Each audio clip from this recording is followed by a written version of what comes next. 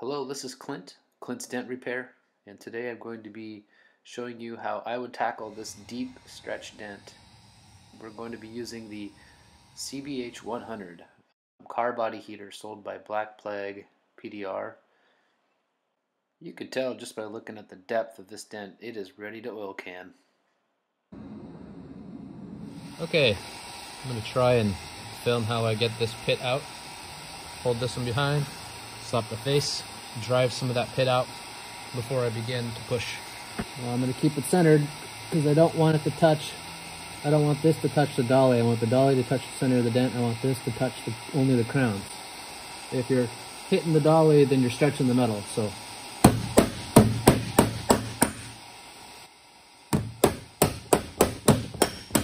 now I got something to work with here.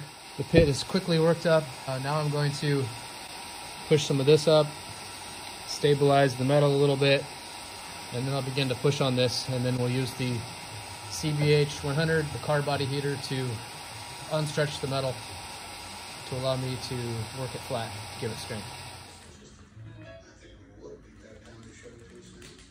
I'd be glad to see you again. Let's look at it. Start to change your image. Okay, now it's kind of at a nasty point.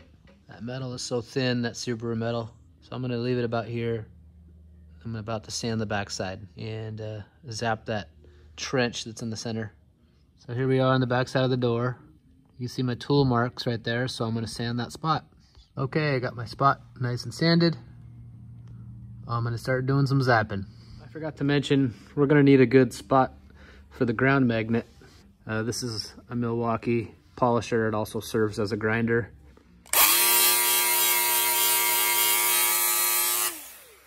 Just a little spot there. It's a really strong magnet. Turn it on.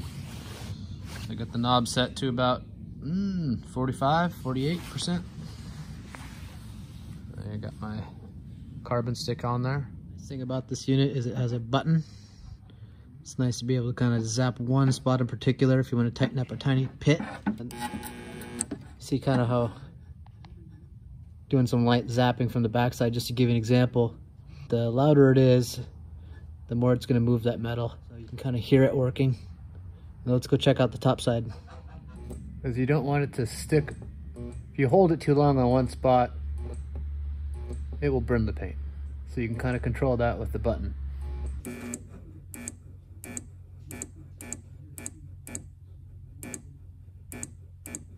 So as you can see, it's tough. It's not oil canning back in.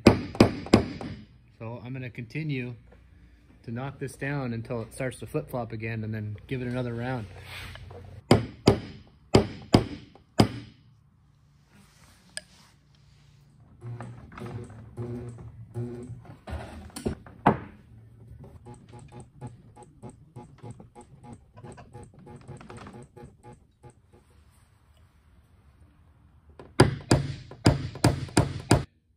So it's getting there. It's a little crunchy still, but we're getting there.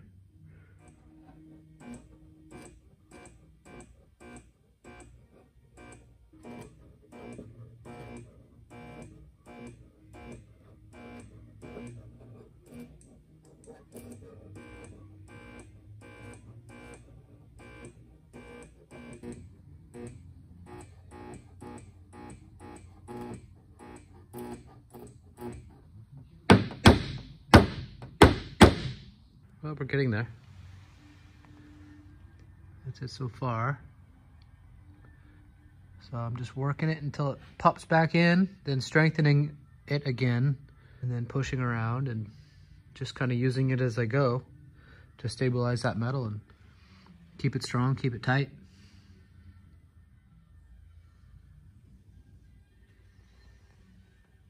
This is about my 4th time zapping before I go back and start knocking down again.